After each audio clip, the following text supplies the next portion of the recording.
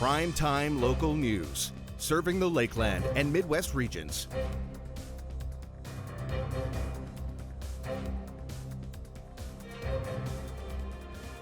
A milestone is being celebrated here in the border city. The Lloyd Mall has officially been in our community for 50 years. An event was held earlier today from noon until 5 p.m. with many activities for residents to enjoy. The main aspect for the anniversary was raising proceeds for the LLOYDMINSTER Rescue Squad through a delicious barbecue. Went under construction in '72 and opened our doors in 1973. So it's an opportunity to celebrate 5 decades and have some fun and a little bit of nostalgia with the '70s theme. Now residents could purchase a meal from the barbecue to help raise proceeds towards the rescue squad, along with special discounts on Lloyd Mall gift cards. Mayor Gerald Albers was in attendance for a cake cutting ceremony, and the Just Cruising Car Club made an appearance for the celebration as well. Lloyd Mall continues to have plans for partnerships and new openings in the near future. Which is ladies fashion coming into the mall in the fall, so people can look out for that as well. We have glitter night every November. We do another fundraiser with our not-for-profit community, and we get to celebrate and kind of open the Christmas season. Halloween, we always have the little Halloween train for the kids to come out and get Halloween treats. So usually every month or so we have something happening at the mall for the community to come out and partner with. The City of Lloydminster and the local RCMP are hoping a new partnership will help limit bike thefts in the city and return stolen bikes to their owners. Multiple events were held this week to promote the registration database bikeindex.org. Constable Melanie Flynn with the Lloydminster RCMP explains how registering your bike for free ensures it's easily traceable. Of your bike, looking at the serial number that's on your bike and making sure that serial number is put into the index as well. And then it allows, if that bike goes missing or gets stolen, you can actually mark it as that, like it's lost or stolen, and then take a look at that bike index to see if it has been recovered. So the community themselves, if you're on the other end of it and you find a suspicious bike that you think might be stolen, you can actually search through this inventory as we create it as a community to see if the bike that you're suspicious about is stolen. Bikeindex.org can also help when purchasing a bike secondhand. Knowing the serial number of that bike ahead of time and maybe plugging that serial number into the bikeindex.org, you can see if it's already, maybe it's been a stolen bike at some point, right? And someone's trying to sell it to you or give it to you for a good deal. And now we're going to pivot to a little bit different of a sport. If you're looking to get your kids out of the house this summer, look no further than the bowling alley. Lloyd Lanes is currently hosting kids summer camps for kids aged 6 to 13, where kids can learn the ins and outs of bowling. We have our youth bowlers, some of our teenage youth bowlers, who are trying to get some volunteer hours through their school and stuff. So they come and they volunteer and they teach the kids how to bowl, and we're showing them pin value, which I'm showing the world right now because nobody knows this. You probably don't either. Exactly. Pin value. So the kids actually know why they're bowling. Now, this event showcases the kids instilling good bowling habits as well as meeting new friends along the way. A lot of the kids have signed up, for following up ones. So some of our teenage coaches might teach them a little more as they come. So we give them a hot dog, and we have our forms online to sign up. It's on our Facebook page if anyone's interested. And they're bowling between their legs, and they're having a lot of success, which is a lot of fun. And they're meeting other kids. The next kids' summer camps at Lloyd Lanes is set for August 3rd and then August 17th. They run from 10:30 until 12:30. Looks like a fun way to enjoy some of your day during the summertime, especially when it's warm outside and you can cool off indoors. Let's check in now with Shelby Clark for another look at weather.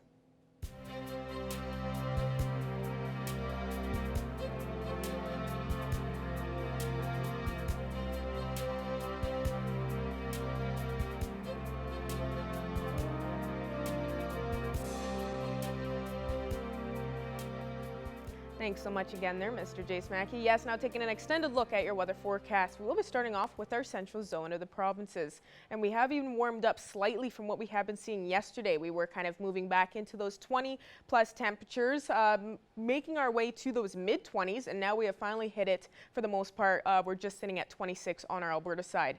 We have some 25s there in Red Deer matching with us here in the border city, and over in Whitecourt and Athabasca is just a couple of degrees cooler, just sitting at 24, but we are seeing some nice, beautiful conditions on our Alberta side as we are slowly moving into the weekend and we are slowly warming up. Going over to our Saskatchewan side here, they are kind of matching with us with these conditions. Some spots are looking slightly cooler as Prince Albert and Melfort just hitting that 20-degree mark, and then we start to warm up from there. 23 in Saskatoon, while Meadow Lake and North Battleford still kind of sitting at those mid-20s with 24 and 25. Now going over to our northern zone, they have warmed up just like we are seeing in our central area, although on our Saskatchewan side, they are even looking slightly warmer compared to our central zone, especially down in South End and Flin Flon as they're just at 28 degrees, so just a couple of digits off from that 30-degree mark. Then we start to slightly cool down from there. 27 up in Stony Rapids, while most spots are just reaching 26, and up in Uranium City as they are looking at the coolest condition there just at 23, but they are definitely seeing some scorchers on our Saskatchewan side. Going over to our Alberta side here to check them out. They are matching with us for the most part compared to our central area. Peace River is looking at the warmest condition now, just sitting at 27, and the rest are just seeing around 25 to 26 degrees. Go over to Slave Lake, and they are looking slightly cooler as they're just sitting at 22. And now heading over to our southern zone on our Alberta side, we are indeed seeing some scorchers. Kind of what we expected. They were kind of slowing down a little bit throughout the week, matching with us a little bit more with those temperatures. But now for today, as we all are kind of seeing those mid-20s, they are going to kind of kick it up a notch, and for some parts they are seeing past that 30-degree mark. We have 30 now in Medicine Hat, while it was 31 in Lethbridge, so they do have that heat warning in place for sure. And then we have the rest now just sitting at 25 and 26 in Banff, Calgary, and up in Coronation. So they are matching with us in those areas, but down in Medicine Hat and Lethbridge, they continue to definitely see some scorchers as we kind of move into the summer season. Going over to our Saskatchewan side here, they are matching with us a little bit more in our northern zone. Our central zone seems to be looking at the coolest conditions for our Saskatchewan side, but here in our southern zone, they are looking at some nice warm conditions. 27 is looking at the warmest condition there in Moose Jaw, while most spots are just sitting at 26, and then we have Swift Current and Yorkton at 25. So it seems like those mid-20s is the most popular temperature in most of these spots we're checking out. Now looking at some overnight evening lows on this list and in our surrounding area, we'll be checking out what we can expect for tonight. Isla Crosse will be expecting the warmest on this list with a low of 16. The rest are expecting between a low of 12 to 13 degrees, but we are seeing those double digits continue on for our evening. So we are expecting a nice warm night for all of these spots here, and there won't be a high chance of precipitation. They all are expecting more a clear and calm night, unfortunately. And then we're looking at some more here. They are expecting those double digits as well. A low of 13, Burnham can expect for tonight, and the rest are expecting a low of 12, while Unity will be expecting a low of 11. But we are seeing those double digits in these areas as well in our surrounding area, and they won't be seeing a high chance of precipitation either. Mostly expecting a clear and calm night, sadly. So hopefully we will be seeing some rainfall at some point in the future. Looking at our hourly forecast for our Friday here in the border city, as we are going to start off our weekend, we will be looking at a scorcher for tomorrow as we slowly move into those warmer conditions. Looking at around 21 right off in the morning, and then reaching those mid-20s for midday afternoon, around 25, 26. So some beautiful temperatures for tomorrow expected. Make sure you know you're dressed appropriately, you got that sunscreen and water ready, because for the weekend we will see that continue on into our Saturday and even warming up on Sunday as we get closer to that 30-degree mark, ending it off, and that will even continue next Monday at 29. So be prepared. We do have some scorchers ahead, and after Monday we will be kind of cooling down next Tuesday and Wednesday, Thursday, and hopefully seeing some precipitation next week. That's all I have for now. Our Jace Mackey will have more news coming up after the break.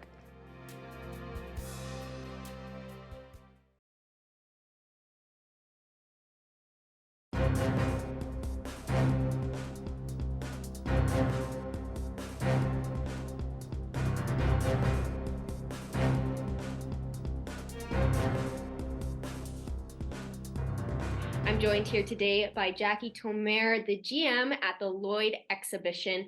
And today we're going to be talking about the fair and how it went, with the new location and all the little differences that there are compared to previous years. So thank you so much for joining me today.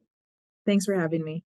So let's start with how this year's fair went. I know that there was a new location on where the fair was located on the X ground. So talk me through why you guys decided to choose a new location and how that went. Yeah, so our theme this year was Times Are Changing, and we wanted to host a fair that was a lot different than any other fair. And we did that by changing locations. We wanted to maybe keep our guests a little cleaner. So we put the fair out on the pavement so that we didn't have to do dust control and have the oil back on the parking lot. And then our guests, if it rained, it would just dry up fairly quickly.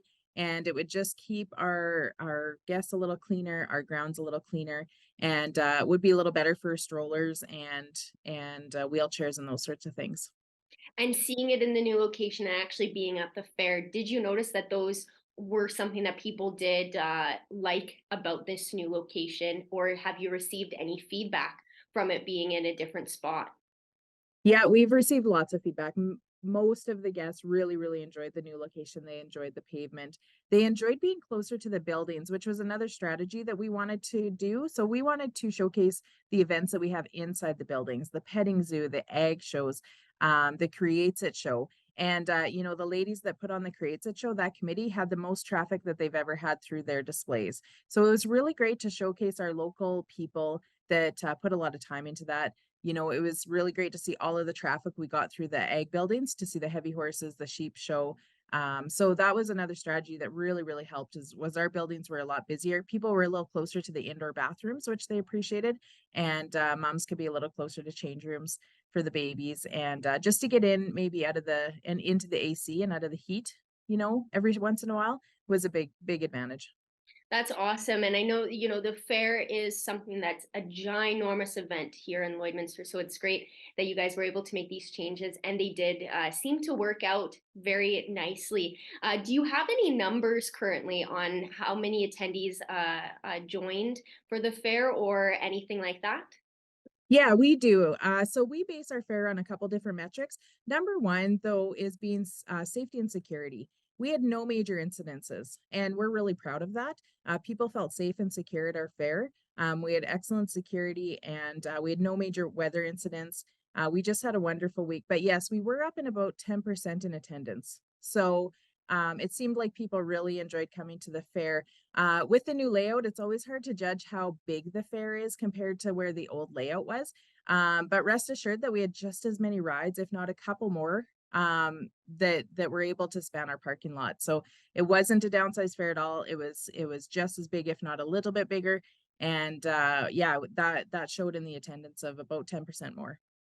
And another addition to this fair was the running of the bulls that you guys held. How did that go? And break down what kind of went on during the running of the bulls. Yeah, this was our second year doing the running of the bulls. There is a couple other fairs in Western Canada that do it, so we aren't the only ones that do this crazy event. And we had just over 20 participants, which was awesome. And then we expanded the show. We did a calf scramble that turned out really well, and we did wild pony races. And those kids had a blast. So the two events we had prior to running of the bulls were really well attended by children and their parents and grandparents, and the kids had a blast. And thanks to our great sponsors that helped put up the prizes for that, Walking on Water, and then we did the running of the bulls, and we had some great sponsors jump on board with that. It's a crazy event, and they sign up for it, and we provide the attraction, and we'll see. Our board meets every fall in the committees, and they decide if they want to continue with those events. We evaluate every single event we do here, so we'll see if it makes a return or not. That would be awesome for those fans who do like that type of an event. This year seemed to be one of the most successful years. I know the fair is always very popular, but this year it seemed like times were really changing, and it fit the theme really well with the changes that you guys have made, and it seemed to have been a huge success. Is there anything that you noticed that could be changed for next year, or do you think that this is kind of where the starting ground for years to come will be? Yeah, we definitely know of some changes already that we have to do. One thing that we were really happy with is we were able to offer a pre-sale again, and we had a lot of the community take advantage of the pre-sale. So, you know, for a family, you could get in relatively discounted if you took advantage of the pre-sale, including the armbands. So we're going to do that again. That's going to be a staple. We hope that we can partner with the Lloyd Mall again and do it down there. One of the hardest hit industries through COVID was the trade show industry and people that travel and make their living in large groups and large gatherings. So that's been slow to come back, but we definitely want to have a robust trade show again. So we're going to work hard over this next 11 months to build our trade show again, and then just continue to tweak our programming. You know, we want to offer as much as we can here, and we want to put the focus on a lot of local entertainment and games and fun. And you know, we had a local to Lloyd marketplace, and they did really, really well, and it was nice to see their products. So we're going to expand on all the things that worked. We're going to tweak the things that we want to tweak, and yeah, we're already looking forward to 2024. Which is awesome to have that kind of plan right after it going ahead, because it's still fresh in your mind, so you'll know what to hit next year when the planning officially starts. But I think this was a fantastic year for you guys and for the parade and for the fair itself. I think it's really improved after, you know, COVID, and, you know, definitely getting back into that normal. And like you said, hopefully the trade show circuit can come up again, and you guys can take advantage of help bringing that back. So thank you so much for joining me, and I'm super excited for next year already, and I am sure a lot of people are, to see what Yeah. changes you guys make and how you guys can improve on an already successful fair this year. So thank you. Yes, thank you, Abby. You know, we really want to just give a shout out to all the volunteers. You know, this fair is put on by, you know, a small group of people that are really trying their best. And if anyone has any ideas, we're always open to hear them.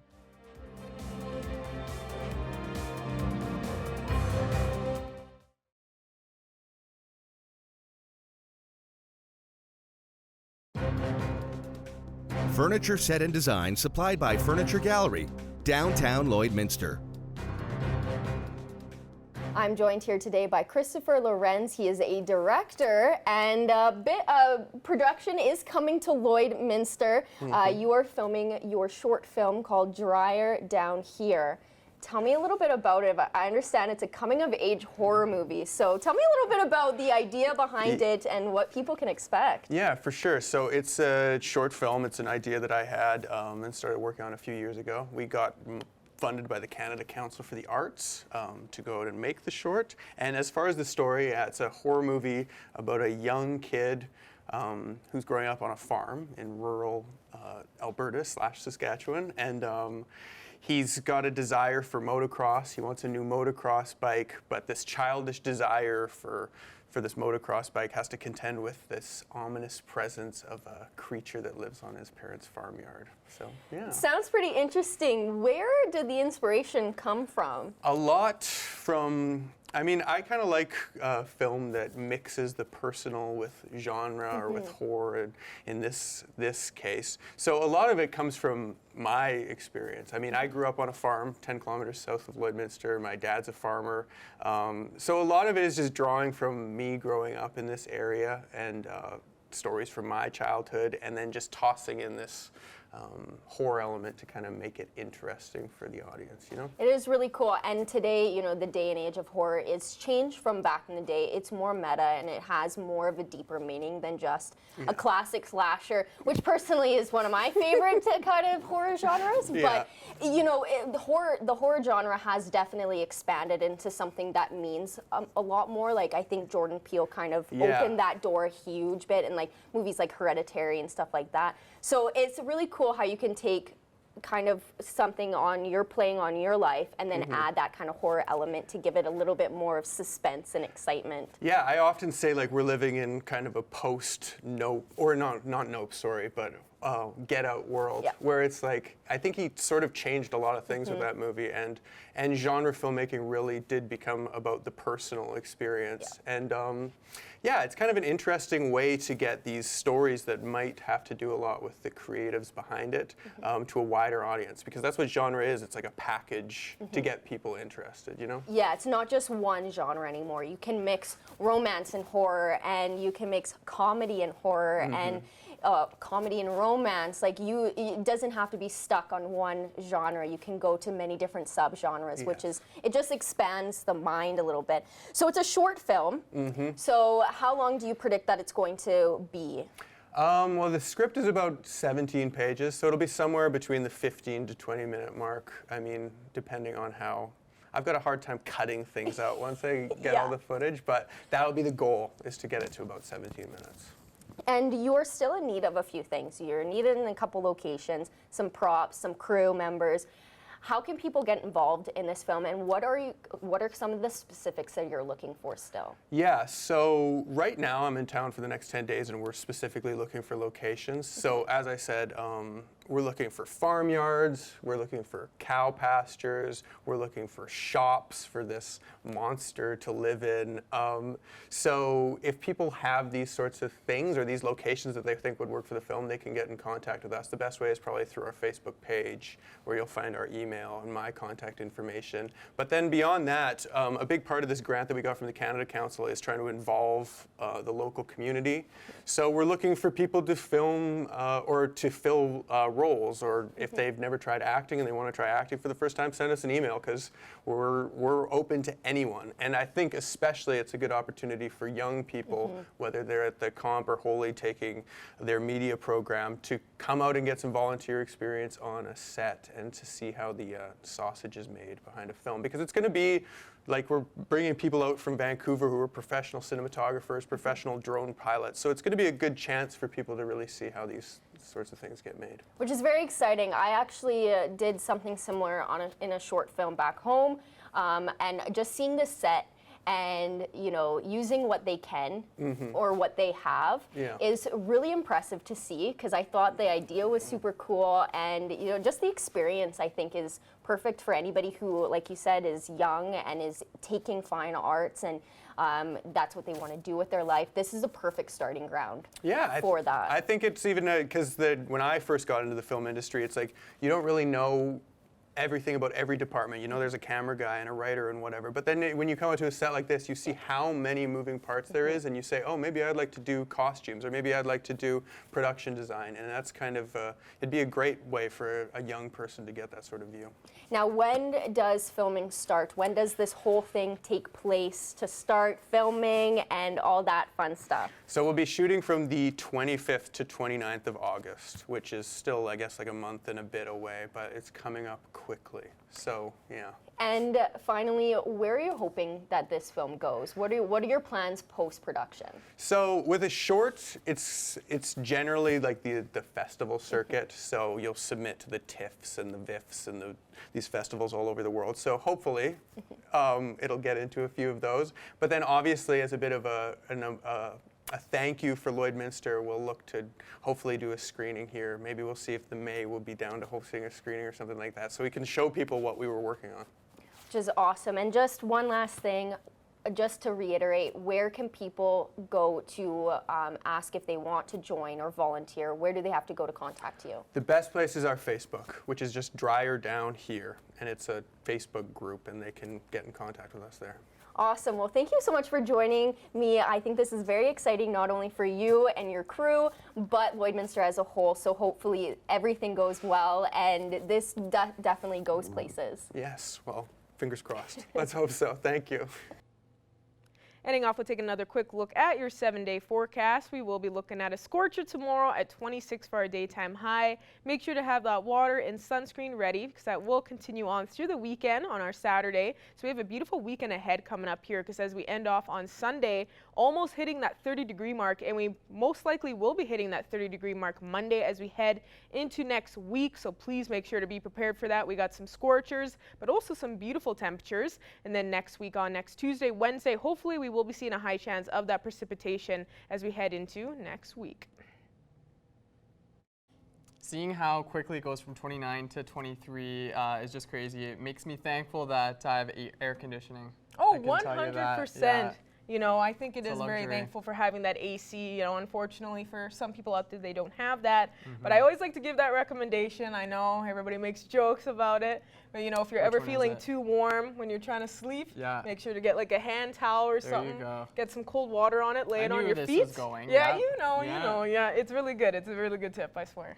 Yeah. You can also, you know, go out, get some ice cream scoops. Always a good course. spot. Go Yep. outdoor pool, stuff like that. So there's a lot to do here in town. Great flavors over at the Scoop. Make sure to go check it out at by the outdoor pool. So Yeah, that'll be Ken nice. Baker Park. You can make a nice quick dip and then go get some ice cream. Yeah, I know we're getting near the end of the week here soon, so one more day left until Friday, and that's all the time we have for this edition. We'll see you here again tomorrow.